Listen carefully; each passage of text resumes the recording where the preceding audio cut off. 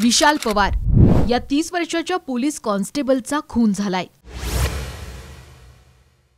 हा खून केलाय फटका गँगच्या गर्दुल्ल्यांनी। लोकलमध्ये फोन चोरणाऱ्या गँगची मजल आता खून करण्यापर्यंत गेलीये।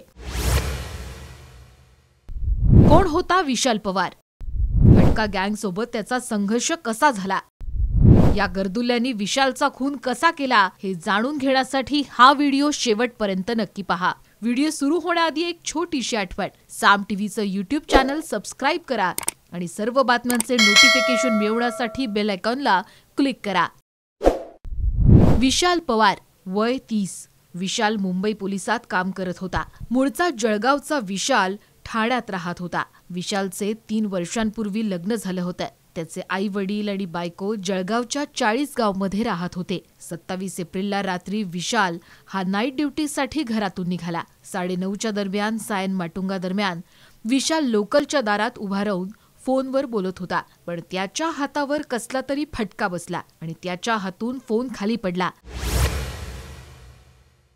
खाली बघतो तर काय, फटका गँगचे लोक त्याचा फोन घेऊन पळून जात होते। पुढे ही ट्रेन स्लो झाली तेव्हा विशाल गाडीतून उतरला आणि या फटका गँगच्या मागे गेला। पण पुढे पाहतो तर काय, फटका गँगचे गर्दुल्ले लोक तिथे उभे होते। विशालनं त्यांच्याकडे फोन मागितला, पण फटका गँगनं फोन द्यायला नकार दिला।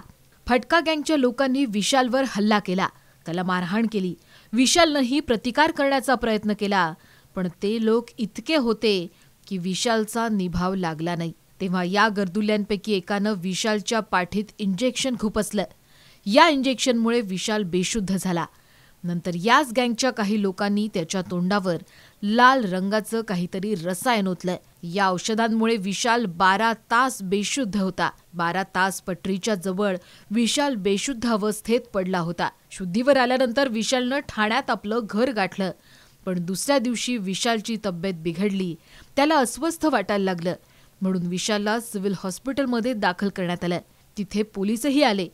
विशालनं पोलिसांकडे रितसर तक्रार केली। सिव्हिल हॉस्पिटलमध्ये विशालवर उपचार सुरू होते, पण त्याची प्रकृती सुधारण्याऐवजी खालावत गेली, म्हणून त्याला एका प्रायव्हेट हॉस्पिटलमध्ये दाखल करण्यात आलं। पण 1 मेला उपचारादरम्यान विशालचा दुर्दैवी मृत्यू झालाय। विशालचा मृत्यू झाल्यानंतर पोलीस खडबडून जागे झाले। विशालनं जेव्हा पोलिसात तक्रार केली होती, पण ही तक्रार पोलिसांनी गांभीर्यानं घेतलीच नाही, असा आरोप एका पोलीस कर्मचाऱ्यानं मिड डे या वृत्तपत्राशी बोलताना केलाय। पोलिसांनी या प्रकरणी खुनाचा गुन्हा दाखल केलाय।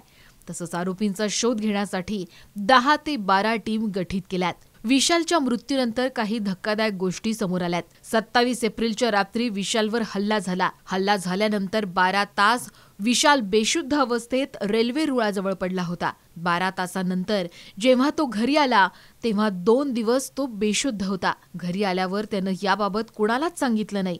तसंच याबाबत पोलिसातही तक्रार केली नाही, अशी माहिती मिड डे या इंग्रजी दैनिकानं दिली आहे। काही दिवसांपूर्वी अशाच प्रकारे फटका गँगनं लोकलमध्ये एका प्रवाशाचा मोबाईल चोरण्याचा प्रयत्न केला। त्यात अपघात झाला आणि या प्रवाशानं आपला हात गमावला। आता या फटका गँगनं थेट एका पोलिसावर हल्ला केलाय आणि त्यात त्याचा जीव घेतलाय।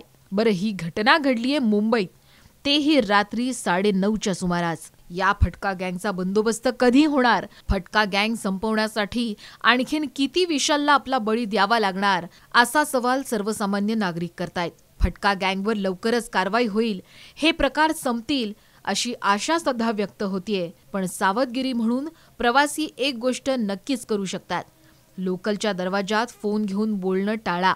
दरवाजात उभं राहताना फोन वापरणं बंद करा। एवढ्या जरी गोष्टी केल्या तरी या फटका गँगला आळा बसेल। या फटका गँगबद्दल काय उपाययोजना केल्या पाहिजेत, आम्हाला कमेंट करून नक्की सांगा। ब्युरो रिपोर्ट, साम टीव्ही न्यूज, मुंबई। देश विदेशातील प्रत्येक घडामोडींचे लाईव्ह अपडेट मिळवण्यासाठी आता साम टीव्हीच्या सर्व सोशल मीडिया प्लॅटफॉर्मला लाईक, फॉलो आणि सबस्क्राईब करा। तसंच सर्व नोटिफिकेशनसाठी बेल आयकॉन प्रेस करायला विसरू नका।